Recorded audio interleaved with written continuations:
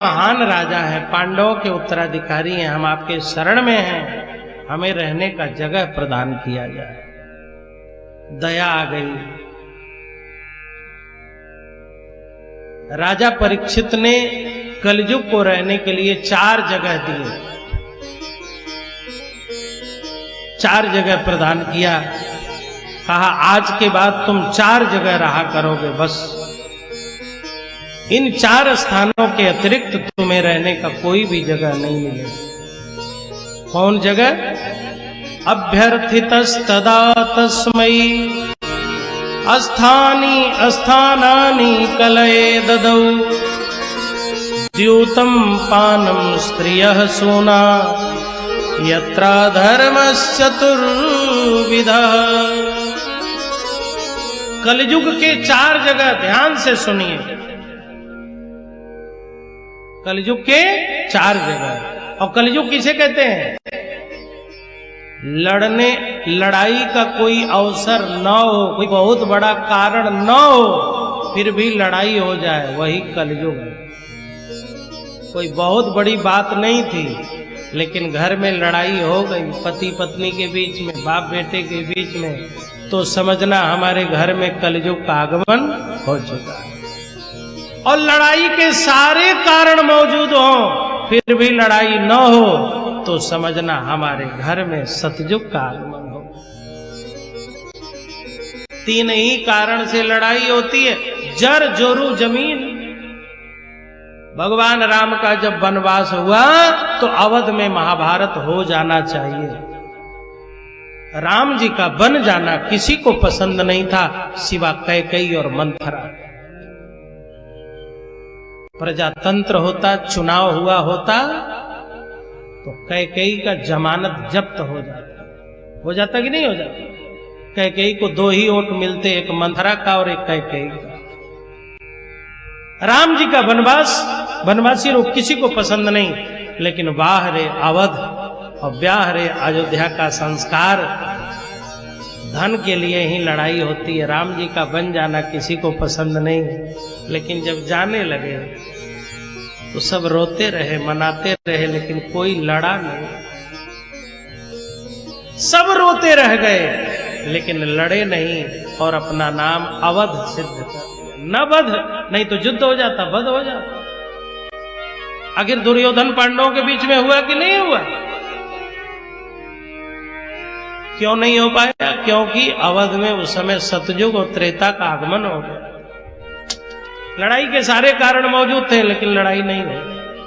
आपके भी घर में लड़ाई के पर्याप्त कारण हो, लेकिन परिवार आपस में उलझता न हो, तो यही समझना ठाकुर जी ने हमारे परिवार में सतयुग और त्रेता भेज दिया। आज के युग में भाई भाई एक साथ रहते हो, 10-20 परिवार हो और एक साथ रहता हो, तो समझ लेना सतयुग त्रेता का अवतरण हो गया है हमारे।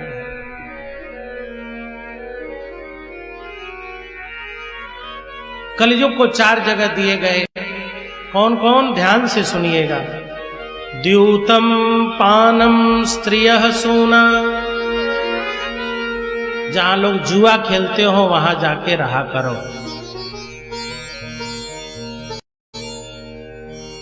पानम, जहां लोग मदिरा पान करते हो वहां जाके रहा करो। मदिरा पान बहुत खराब काम है। शराब नहीं पीना चाहिए, बहुत खराब। कलयुग का वास होता है।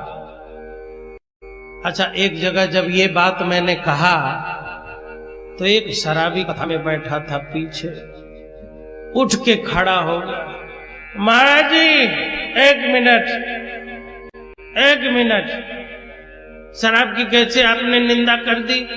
मैंने कहा तो प्रशंसा क्या है? कहने लगा आप पीते हैं जो निंदा कर रहे हो, कभी पी के देखो कितने गुण होते हैं। मैंने कहा क्या गुण होते हैं? तो कहने लगा आप घूमते रहते हैं, आपको सर्दी जुकाम होता रहता है, पानी बदलने के कारण पी लो, सर्दी और जुकाम चला जाए। अच्छा शुक्ला जी, का पीने से जुकाम चला जाएगा? नहीं जाएगा? काय पिए हो का?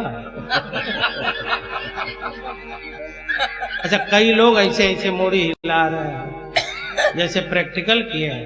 मैं पिया नहीं हूं, लेकिन मैं दावा से कहता हूं कि शराब पियो जुकाम चला जाएगा। क्यों? अरे पीने वालों का घर चला गया, जमीन चली गई, पत्नी के गहने चले गए, तो जुकामे नहीं जाएगा? पीते रहो, कुल चला जाएगा। क्यों? जब इतना बड़ा बड़ा राजा रजवाड़ा का घर द्वार परिवार चला गया, गहने चले गए, इज्जत चली गई, प्रतिष्ठा चली गई, तो जुखामे नहीं जाएगा? पियो, कुल चला जाएगा। हाथ मत लगाना। जिस वंश में भगवान कृष्ण थे, सोमलता के पान से वह वंश नहीं बचा, तो साधारण आदमी की तो बातें छोड़। ब्राह्मण का जन्म शराब के लिए और मांस के लिए नहीं हुआ। ब्राह्मण होने का मतलब है तपस्या के लिए जन्मे हो, इंद्रिय दमन के लिए जन्मे हो, सात्विक चीजों को खाने के लिए आप जन्मे हो। द्यूतम पानम स्त्रिय, जहां वैश्याएं रहती हैं वहां रहा करो। जहां पुरुष पर नारी से, जहां नारी पर पुरुष से अधिक आकर्षित हो, ऐसे वैश्यावृत्ति में कलयुग रहेगा। लेकिन जहां पति पत्नी का आपस में प्रेम होगा, वहां अनसुईया और अत्रि का आगमन होगा, श्री राम का आगमन होगा, वहां कलयुग नहीं रहेगा। और जहां हिंसा होती है वहां रहा करो। अच्छा, हिंसा अनेक स्तरों पर होती है। शारीरिक हिंसा को ही हिंसा नहीं कहते हैं। कई बार वचन से भी हम लोग बहुत बड़ी हिंसा कर देते हैं, व्यवहार से भी हिंसा कर देते हैं। और व्यक्ति हिंसक है किंतु उसकी हिंसा निकल नहीं पाई, तो सोचता है मैंने हिंसा सोची थी, हिंसा करूंगा, मारूंगा, लेकिन मार नहीं पा रहा। तो बाजार गया और एक गुटखा खरीदा और मुंह में डाला, और मुंह में डाल गया। अब वो सुपारी को चबा रहा है दांत से, दिन भर पान चबा रहा है, गुटखा चबा रहा है, तंबाकू चबा रहा है, सुपारी चबा रहा है। आदमी को नहीं काट पाया तो सुपारी काटे डाल रहा है। जरा सोचिए, जब सुपारी को इतना काट काट के पानी बना दे रहा है, तो आदमी को काटता तो प्राण ले लेता कि नहीं? सुपारी को काटते, चबाते और गुटखा खाते लोगों को देखो तो समझ लो ये बहुत हिंसक प्रवृत्ति का आदमी है। आदमी पर हिंसा नहीं उतार पाया तो गुटखा पर उतार रहा है।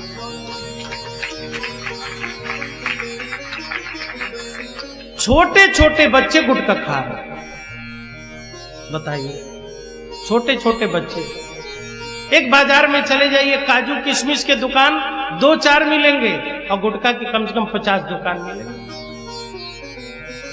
गांव में पान की दुकानों पे कौन ऐसी दुकान है जहां गुटखा न बिक रहा? मेरे द्वारा एक बचपन ट्रस्ट की स्थापना हुई है। ये बचपन ट्रस्ट विद्यालयों में जाकर के बच्चों को मार्गदर्शन देता है कि आप लोग अपने बचपने को सुधारो, क्योंकि बचपन ठीक तो बचपन ठीक।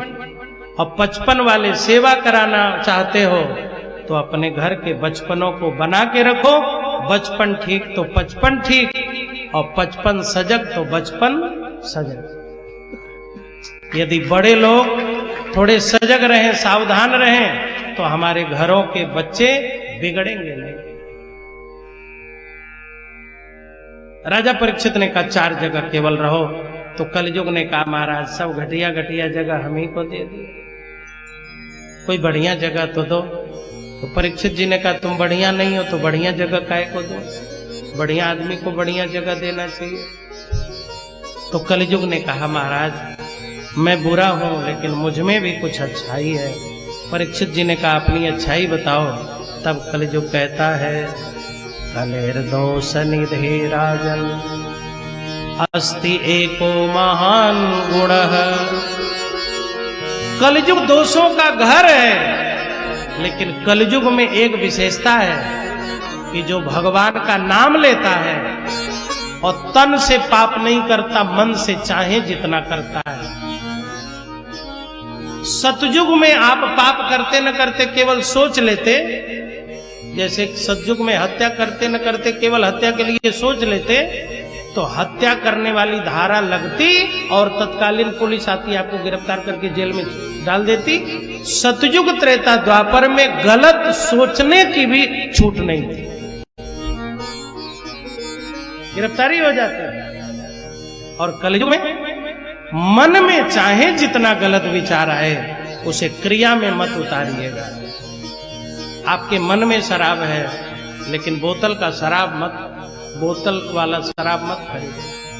आपके मन में गलत है लेकिन व्यवहार में गलत मत उतारना, तो कलयुग में दोष नहीं लगेगा। लोग कहते हैं मन में गंगा तो कठौती, मन चंगा तो कठौती में गंगा। ये मन चंगा कठौती में गंगा, ये सतयुग की बात थी। कलयुग में आपका मन चाहे जितना अपवित्र हो लेकिन तन की पवित्रता बना के रखना।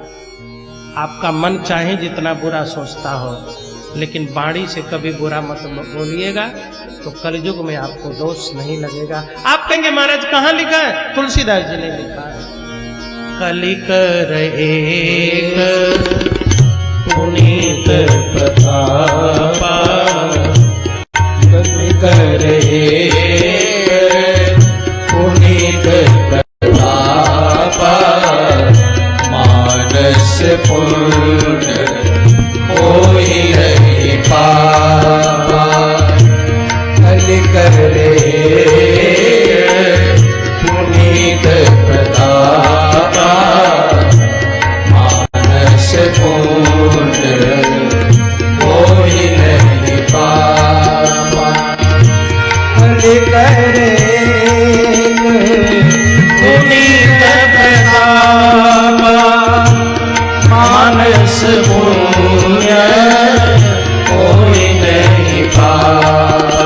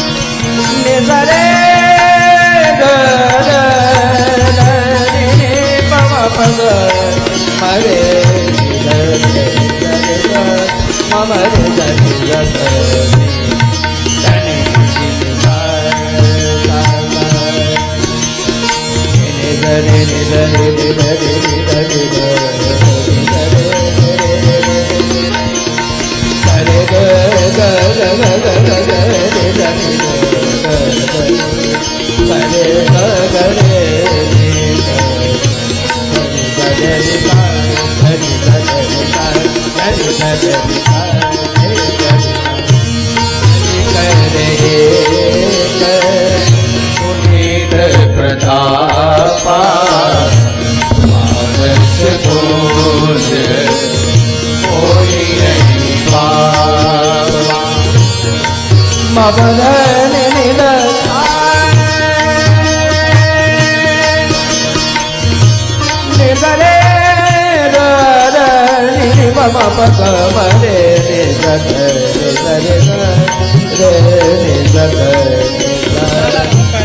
कलिकर एक पुनीत प्रतापा, मानस पूर्ण होई नहीं पावा। कलिकर एक पुनीत प्रतापा, मानस पूर्ण होई नहीं पावा। कलिकर एक पुनीत प्रतापा, मानस पूर्ण होई नहीं पावा।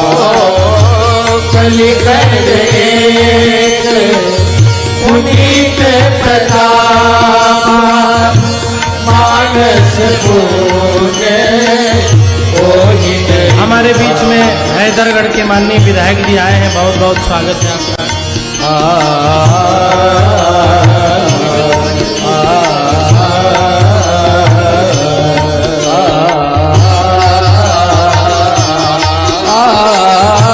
कलि कर पुनीत प्रताप मानस पूजे कोई नहीं पार। कलि कर पुनीत प्रताप मानस पूजे कोई नहीं पार। कलि कर पुनीत प्रताप मानस पूजे कोई नहीं पार। अवर धनि धरे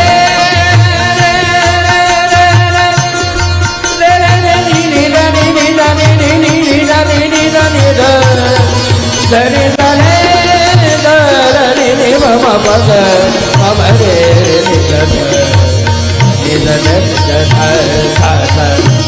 कलि कर पुनीत प्रताप मानस पूजे कोई नहीं पार। कलि कर पुनीत प्रताप मानस पूजे कोई नहीं पार।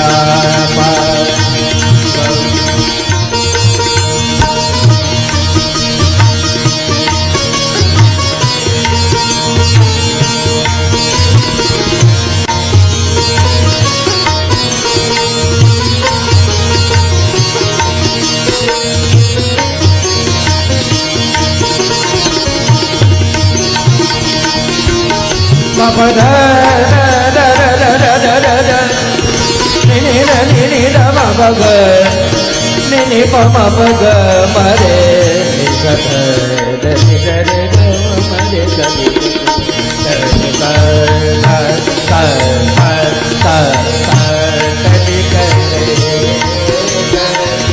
पुनीत प्रताप मानस पूजे कोई नहीं पार। आज हमारे बीच में माननीय विधायक हैदरगढ़ श्री बैजनाथ रावत जी पधारे हैं। मीडिया प्रभारी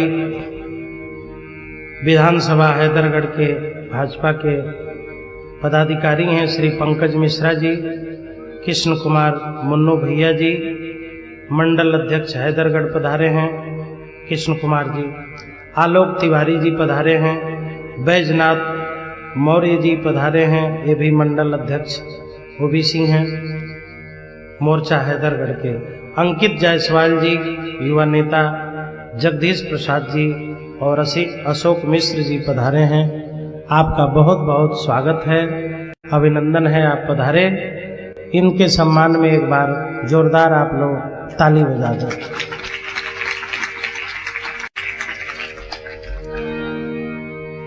जब तक आप लोगों को रहना होगा रहेंगे, फिर प्रसाद लेके चले जाइएगा। कथा तो ठीक 9 बजे पूरी होगी, आप अपनी सुविधा के अनुसार कर लीजिएगा।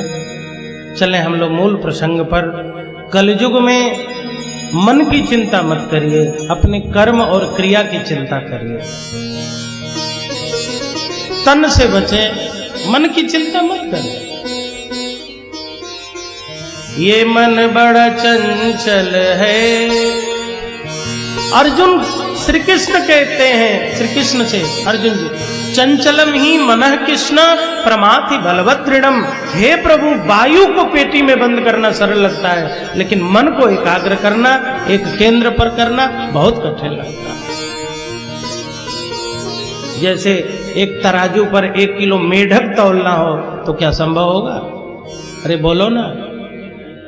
मेढक एक पकड़ो दूसरा भागेगा, दूसरा पकड़ो तीसरा भागेगा। मन की भी है स्थिति।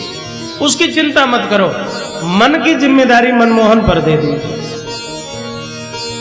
मन को तो केवल मनमोहन ही संभाल सकते हैं। जिसकी बंदरिया वही नचावे और दूसर नचावे तो काटन धावे। मदारी ही बंदरिया को संभाल सकता है। मन की चिंता नहीं, बस तन की चिंता। तन से गलत न होने पाए, मन का क्या करोगे। सूरदास जी महाराज कहते हैं, रे मन कृष्ण नाम कही लीजिए। गोस्वामी तुलसीदास जी विनय पत्रिका में जो भी पद लिखते हैं सब मन को संबोधित करते हुए कहते हैं। गोस्वामी तुलसीदास जी महाराज कहते हैं, पायो न कही गति पतित पावन, राम भज सुन सठ मना। ए मेरा मन, मेरा तन तो राम भजन करता है, लेकिन तू क्यों नहीं करता है। तुलसीदास जी का श्रोता तन नहीं है, तुलसीदास जी का श्रोता मन है। और हम लोग तन से सब कर रहे हैं, मन से नहीं कर पा रहे। मन से बुराई कर रहे हैं लेकिन मन से अच्छाई नहीं कर पा रहे। तो चलो आरंभ करते हैं, तन से ही अच्छा करें। मन जाएगा कहाँ, भाग न भाग कभी न कभी तो आना ही पड़ेगा, क्योंकि मन का केंद्र तो शरीर ही है ना। नदी में नौका है, नौका से एक पक्षी को उड़ा दो, नदी विशाल हो तो पक्षी जाएगा कहाँ, भाग के तो नौका पे ही आए और जाएगा कहाँ, जगह कहाँ। कलयुग ने कहा, महाराज मेरे लिए कोई बढ़िया जगह दीजिए। तो परीक्षित जी ने कहा, तुम बहुत अच्छे हो, तुम्हें मैं स्वर्ण में निवास दूंगा। आज के बाद तुम स्वर्ण में रहा करो। भागवत महापुराण के 11वें स्कंद में भगवान अपने विभूति योग का जब वर्णन करते हैं तो कहते हैं कि समस्त वृक्षों में पीपल मैं ही हूं। तो वहीं भगवान उद्धव से कहते हैं, सभी धातुओं में स्वर्ण मैं ही हूं। तो स्वर्ण जब भगवान ही है तो उस स्वर्ण रूपी भगवान में कलयुग कैसे रहेगा। क्योंकि एक जंगल में दो राजा नहीं हो सकते। हाथी भी राजा हो, शेर भी राजा हो, गीदड़ भी राजा हो, शेर भी राजा हो, ये नहीं हो सकता। राजा तो कोई एक होगा। एक म्यान में दो तलवार नहीं है। तो स्वर्ण में भगवान रहेंगे कि कलयुग रहेगा। परम पूज्य श्री डोंगरे जी महाराज कहा करते थे कि स्वर्ण दो प्रकार का होता है, अपने कमाई का स्वर्ण और चोरी का, घोटाला का स्वर्ण। 2 नंबर के स्वर्ण में कलयुग का वास है और अपने मेहनत और श्रम से अर्जित स्वर्ण में भगवान का वास है। परीक्षित जी चले गए। एक दिन शिकार करने का मन आया। राजा थे, शिकार खेलने के लिए निकले। रथ पर विराजमान हुए, घोड़े का लगाम हाथ में लिया और जैसे ही चाबुक मारा, वायु वेग से घोड़े दौड़ पड़े, रथ दौड़ पड़े। रथ कुछ दूर गया, जंगल में गया। मंत्री पता नहीं कहां चले गए, सेवक पता नहीं कहां खो गए। और यात्रा करते करते राजा परीक्षित जी थक गए थे। उन्हें भूख लग गई, प्यास लग गई। उस दिन जो वो मुकुट पहने थे वो 2 नंबर के स्वर्ण का मुकुट था। आप सोच रहे होंगे कि पांडवों के परिवार में भी 2 नंबर का माल आ गया। हाँ, आया। कहां से? जब भीम ने जरासंध का वध किया तो जरासंध का मुकुट ले आए। जरासंध तो लुटेरा राजा था, उसी का मुकुट लाए। भीम जी ने कभी पहना नहीं, अंदर रख दिया। लेकिन परीक्षित को पता नहीं था कि 2 नंबर का माल है, जरासंध वाला है। वही पहन लिया, उसमें 2 नंबर का माल था। कलयुग आके बैठ गए। न जानने के बाद भी ऐसी परिस्थिति बनी कि कलयुग जीवन में आ गई। भूख लग गई, प्यास लग गई और परीक्षित जी ने सोचा कहीं भोजन मिलता, कहीं थोड़ा पानी मिल जाता। तब तक उन्होंने देखा एक आश्रम दिखाई दे रहा है। आश्रम किसे कहते हैं? आओ श्रम पूर्वक जिए, उसी को आश्रम कहते हैं। फ्री का न खाए, आओ श्रम करके रहे। हम लोगों के अयोध्या में साधु परंपरा में पहले नियम था, बिना कैंकर्य के कोई भोजन नहीं करता था। कोई एक सेवा, लकड़ी लाने की सेवा, अमनिया करने की सेवा, फुलका बनाने की सेवा, साग प्रसाद बनाने की सेवा, पूजा की सेवा,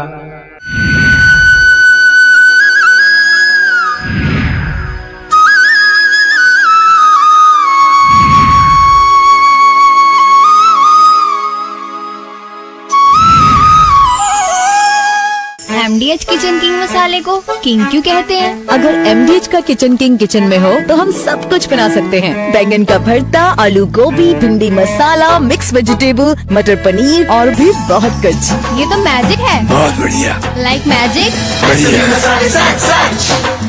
MDH राम भक्ति जहाँ सूर सही, राम भक्ति जहाँ सुर सरिता। परम पूज्य भागवत भूषण श्री राधे श्याम शास्त्री जी महाराज के श्रीमुख से श्रीमद् भागवत कथा का भव्य आयोजन पिपरी शिवगढ़ जिला रायबरेली में किया गया। इस महा आयोजन का विशेष प्रसारण देखें 20 फरवरी 2020 से प्रतिदिन रात्रि 9 बजे से सिर्फ सुभारती टीवी पर। MDH का किचन किंग किचन में हो तो हम सब कुछ बना सकते हैं। MDH किचन किंग मसाला। Like magic. बढ़िया। MDH श्री विभूषित ज्योतिष एवं द्वारका शारदा पीठाधीश्वर जगत गुरु शंकराचार्य स्वामी श्री स्वरूपानंद सरस्वती जी महाराज के पावन सानिध्य में श्री राम जन्मभूमि मर्यादा रक्षा महासम्मेलन 15 मार्च दोपहर 3 बजे से परमहंसी गंगा आश्रम नरसिंहपुर मध्य प्रदेश से। इस महा आयोजन का सीधा प्रसारण देखें सिर्फ सुभारती टीवी पर। किचन किंग हो या गरम मसाला, पाव भाजिया चलती चाट मसाला, असली मसाले सच सच। MDH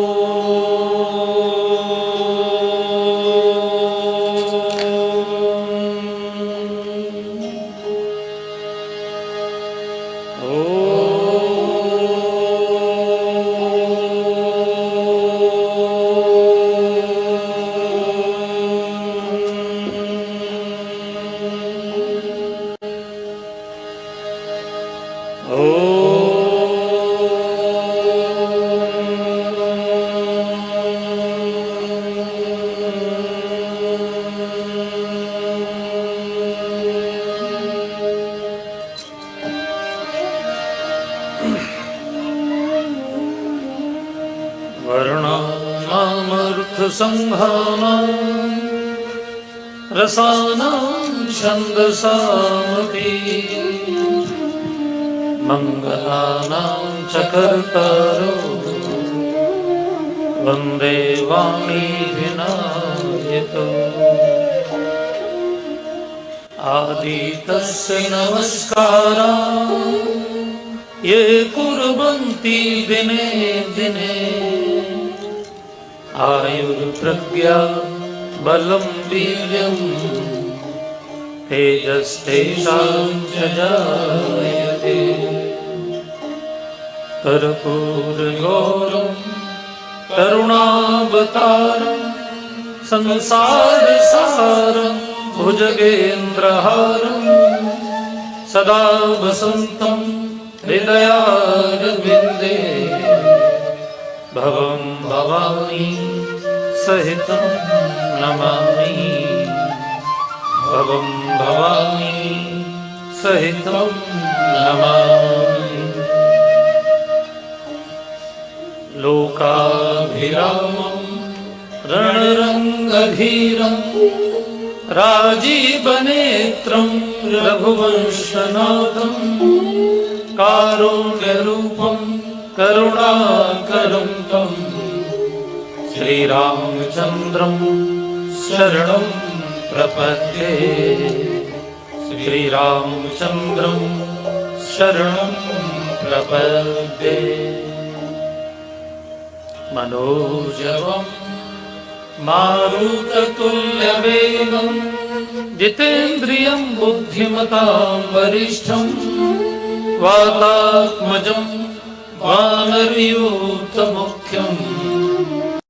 श्रीरामदूतं शरणं प्रपद्ये श्रीरामदूतं शरणं प्रपद्ये। बोली राजा रामचंद्र भगवान की जय, श्री हनुमान जी महाराज की जय।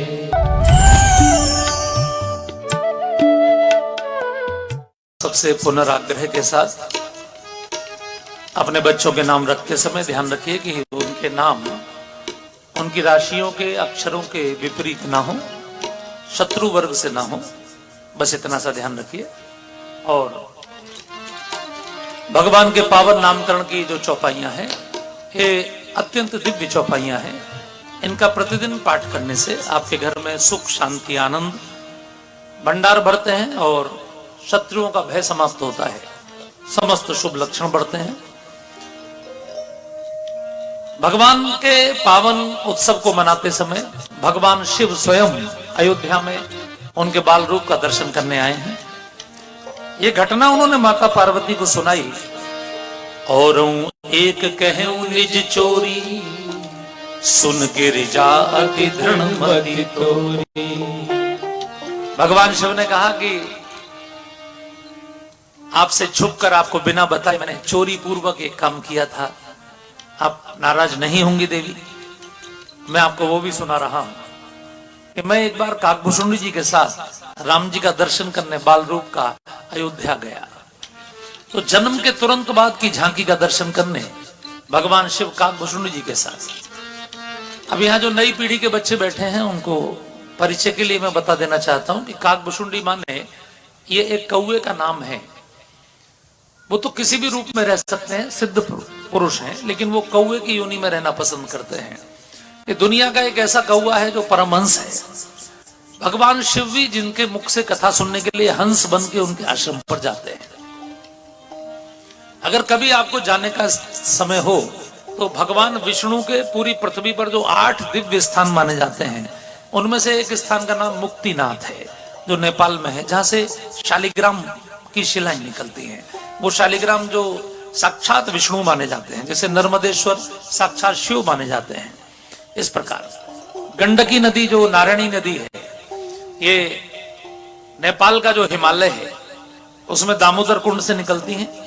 और वहीं मुक्तिनाथ पर्वत है। अभी 2 साल पहले मुझे भी मुक्तिनाथ में भागवत कहने का सौभाग्य मिला। 13,500 फीट की हाइट पर है, ऑक्सीजन कम है, लेकिन बड़ा दिव्य स्थान है। और वहीं पर मुक्तिनाथ के पास ही नीलगिरी पर्वत है, बिल्कुल बर्फ से ढका रहता है हर समय। वो काकभूषुंडी जी का स्थान माना जाता है।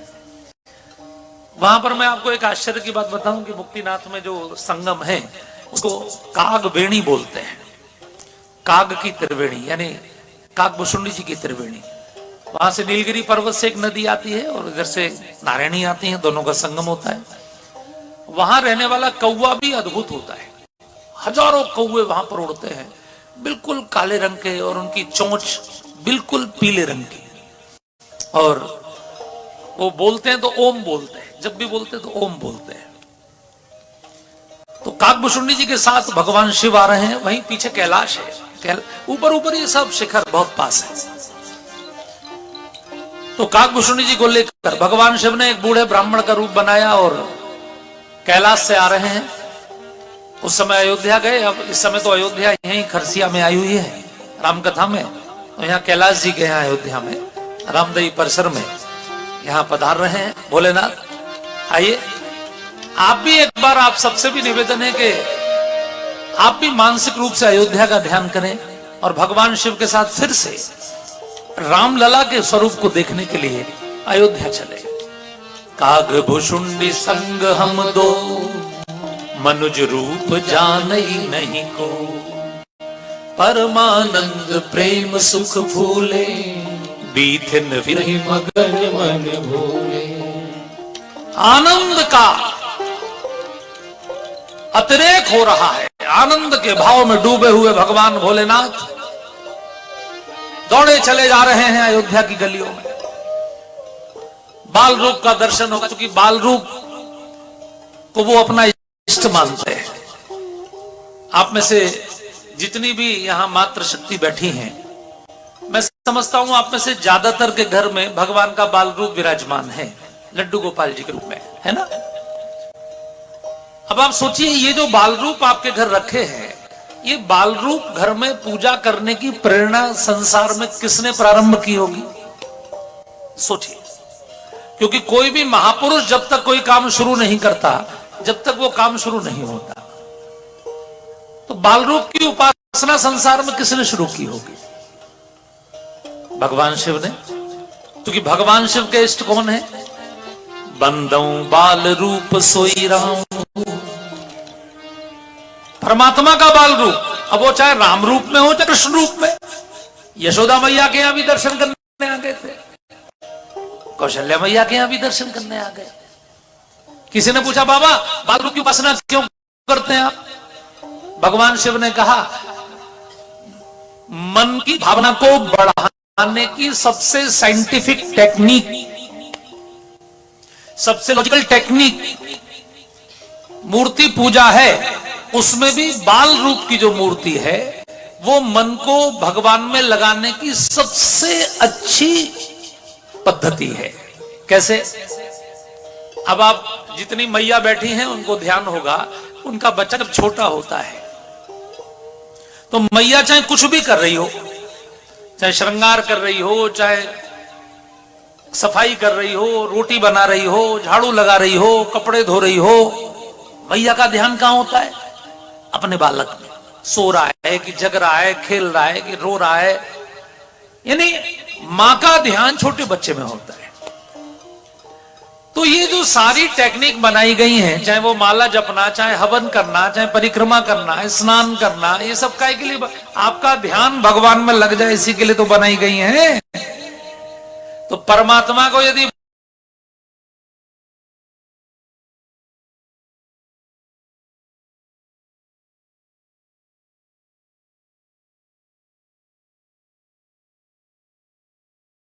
रूप का ध्यान करते हैं, एक क्लास में 40 बच्चे पढ़ते हैं, लेकिन उनमें से एक आईएएस बनता है, सब तो नहीं बनते। वो प्रभाव का होता है? सुनने का। किसने कैसा सुना, तो सुनने का सारा महत्व है। इसलिए श्रवण को कंसंट्रेट करना। इसलिए गणेश जी बुद्धि के सबसे बड़े देवता, उनके चेहरे पर सबसे बड़े क्या हैं? उनके कान। कान माने सुनना। इसलिए मास्टर जी बच्चों के क्या खींचते हैं? कान। कान खींचने से बुद्धि बढ़ती है। इसलिए कभी भी किसी बच्चे के कोई कान खींचे तो उसे